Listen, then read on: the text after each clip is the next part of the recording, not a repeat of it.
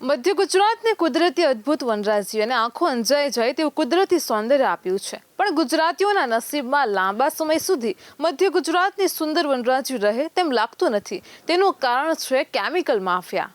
મધ્ય ગુજરાતમાં અને તેમાં પણ ખાસ કરીને ભરૂચ, અંકલેશ્વર, દહેજ, પાનોલી અને ઝઘડિયાના પટ્ટામાં કેટલાય ઉદ્યોગો સ્થપાયેલા છે અને તેમાં મોટાભાગના કેમિકલ ઉદ્યોગ છે.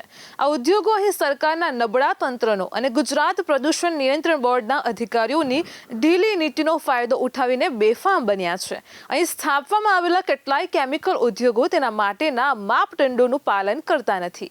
આ કેમિકલ માફિયા રીતસર ભરૂચના દહેજ નજીકના સંગમમાં તેમનું કેમિકલ ઠાલવી રહ્યા છે. આમ તેમનો કેમિકલયુક્ત કચરો જળ સ્ત્રોતને પ્રદૂષિત કરે છે. આ કેમિકલયુક્ત પાણીના લીધે સંગમ સ્થાનને અસર પડી રહી છે અને તેના લીધે સંગમ સ્થાન પર દર્શન કરવા આવનારા અને નર્મદાની પરિક્રમા કરવા આવનારા શ્રદ્ધાળુઓમાં પણ જબરજસ્ત અસંતોષ વ્યાપ્યો છે.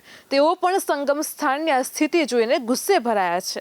શ્રદ્ધાળુઓ વતી પણ આ અંગે તંત્રને રજૂઆત પણ કરાઈ છે, પણ આવી રજૂઆત કરવા છતાં પણ તંત્રના બહેરા કાને અથડાઈને તે રજૂઆતો પરત ફરે છે. આ રીતે સંગમ સ્થાને છોડવામાં આવતા કેમિકલ પાણીના કારણે નદી કાંઠાના ખેતરોની ફળદ્રુપતા જોખમાય છે. ખેડૂતોને પણ તેની સીધી અસર પડે તેમ કહેવામાં આવી રહ્યું છે. તેની જોડે કેટલાય ગામડાઓમાં પણ પીવાના પાણીના જળ સ્ત્રોત પર પણ અસર પડી શકે છે તેમ જણાવ્યું છે. આના કારણે ખેડૂતોમાં પણ ચિંતાનું વાતાવરણ સર્જાઈ ગયું છે. આ ઉપરાંત કેમિકલયુક્ત કચરો સંગમ સ્થાન મારફતે સીધો દરિયામાં ઠલવાઈ રહ્યો છે. કેમિકલયુક્ત કચરાના પ્રમાણમાં ઉત્તરોત્તર વધારો થતા દરિયાઈ જીવસૃષ્ટિ પર પણ ખતરો વધવા લાગ્યો છે અને તેના કારણે માછીમારોની આજીવિકા પણ ભયમાં મુકાય છે. આ સંજોગોમાં માછીમારો પણ હવે સંગમ સ્થાન અને નજીકના દરિયાઈ વિસ્તારોમાં માછીમારી ન કરી શકતા તેમણે દરિયામાં વધારે ઊંડે જવું પડશે, જે તેમને વધારે મોંઘું પડશે. તેની સાથે જીવનું જોખમ પણ વધશે. આમ ગુજરાત પ્રદૂષણ નિયંત્રણ બોર્ડ જીપીસીબીની કેમિકલ કચરાને લઈને નિષ્ક્રિયતા કેટલા બધા લોકો પર વિપરીત અસર પાડી રહી છે. આના પગલે હવે જીપીસીબીના અધિકારીઓ પર હવે ભ્રષ્ટાચારનો આરોપ મૂકવામાં આવ્યો છે. આટલું થયું હોવા છતાં તેમને કોઈ અસર થતી ન હોવાથી તે જાડી ચામડીના થઈ ગયા હોવાનો દાવો સ્થાનિક લોકો કરે છે. આમ સામાન્ય નાગરિકોને પડતી તકલીફો અને સંવેદનાને લઈને તંત્ર પણ જડ અને નિર્ભર બની ગયું છે. પરિસ્થિતિને આટલી બગડતી જોતા ભરૂચના એડવોકેટ કમલેશ મઢીવાલા મેદાનમાં ઉતર્યા છે. ભરૂચના નાગરિકોને કેમિકલ માફિયાના કારણે પડતી તકલીફોના કારણે જિલ્લા કલેક્ટર, પર્યાવરણ મંત્રી અને કેન્દ્રીય પર્યાવરણ મંત્રીને આની સાથે લેખિત રજૂઆત કરી આ પ્રકારે જળ સ્ત્રોતને પ્રદૂષિત થતા અટકાવવામાં આવે તેમ જણાવ્યું છે. તેમનું કહેવું છે કે વાસ્તવમાં તો આ પ્રકારે જળ સ્ત્રોતોને પ્રદૂષિત કરનારા સામે કાયદેસરના પગલાં લેવા જ જોઈએ. તેમનું કહેવું છે કે આ તો જાહેર જનતાના આરોગ્યને સીધી અસર કરતી બાબત છે.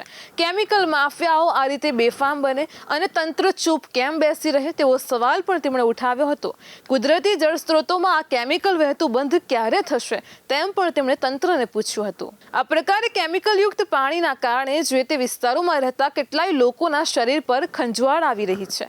ચામડીના રોગોનું પ્રમાણ વધી રહ્યું છે. લોકોને પીવાનું સરખું પાણી પણ મળવું જોઈએ તે પણ મળતું નથી. આ બધી જવાબદારી કોની? આ જવાબદારી જીપીસીબીની છે. જો જીપીસીબી ધ્યાન આપે તો આ કેમિકલ માફિયાઓની તાકાત છે કે તેઓ આ રીતે ટ્રીટમેન્ટ કર્યા વગરનું પાણી આ રીતે ખુલ્લા જળ સ્ત્રોતમાં છોડી દે. આ રીતે છોડવામાં આવતા કેમિકલયુક્ત પાણીના લીધે ફક્ત સંગમનું પાણી જ નહીં પણ ભૂગર્ભ જળ સ્ત્રોતો પણ પ્રદૂષિત થઈ રહ્યા છે અને તેના કારણે કેટલાય વિસ્તારોની ફળદ્રુપ જમીન બિન ઉપજાઉ બની જાય તેવી સંભાવના પણ બની રહી છે. તંત્રની નિષ્ક્રિયતા કેટલાય લોકોનું જીવવાનું હરામ કરી રહી છે. હજુ પણ તંત્ર નહીં જાગે તો ભરૂચવાસીઓના આગામી દિવસો વધુ વરવા આવવાના છે. છેક કેન્દ્રીય પર્યાવરણ મંત્રી સુધી વાત જવા છતાં પણ જો આ તકલીફનો નિવેડો ન આવ્યો તો ભરૂચની પ્રજા જશે ક્યાં? શું ભરૂચની પ્રજાએ આ પ્રકારનું કેમિકલયુક્ત પાણી જ પીવાનો વારો આવશે?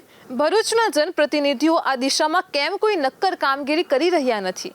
કેમિકલ માફિયાઓ સામે કાર્યવાહી કરતા કે તેમની પાસે કાયદાનું પાલન કરાવતા જીપીસીબીના ટાંટિયા કેમ ધ્રુજે છે? તેમના પગમાં કોણે બેડીઓ બાંધી રાખી છે? કયા અદૃશ્ય હાથો તેમને કામગીરી કરતા રોકી રહ્યા છે? આ બધામાં પડદા પાછળ એવું કોણ છે જેને તંત્રને નિષ્ક્રિય રાખવામાં રસ છે? આ કેમિકલ માફિયાઓ પાસે એવી રીતે કઈ સરકારી ચાવી આવી ગઈ છે કે તેઓ બેરોકટોક કામ આ રીતે કરી રહ્યા છે, જાણે તેમને કોઈ કાયદો અને નિયમો લાગુ પડતા જ ન હોય તેમ બેફામ બનીને વર્તી રહ્યા છે. તેઓને માનવો ઉપર થતી કેમિકલોની અસરની કોઈ ચિંતા નથી. આશ્ચર્યની વાત તો એ છે કે મંતવ્ય ન્યૂઝે પણ આ સંગમ સ્થાન પર ઠાલવવામાં આવતા કેમિકલનો રિપોર્ટ આપ્યો હતો. તેમ છતાં પણ તંત્ર જાણે કુંભકર્ણની નિંદ્રામાં ગરકાવ છે. આ કેમિકલ માફિયાઓને પણ તેમના કેમિકલની ઝાડ લાગે તેવી કાર્યવાહી કરવામાં આવે તેની લોકો પણ રાહ જોઈ રહ્યા છે. ભરૂચની પ્રજા ફક્ત તેમનો સ્વસ્થ જીવન જીવવાનો અધિકાર માંગી રહી છે. હવે જો પ્રજાને સ્વસ્થ જીવનનો પણ અધિકાર ન મળે તો શું આંદોલન થયા પછી જ તંત્ર જાગશે? દર વખતે આંદોલન વખતે જ જાગવું તે જાણે તંત્રનો નિયમ બની ગયો છે.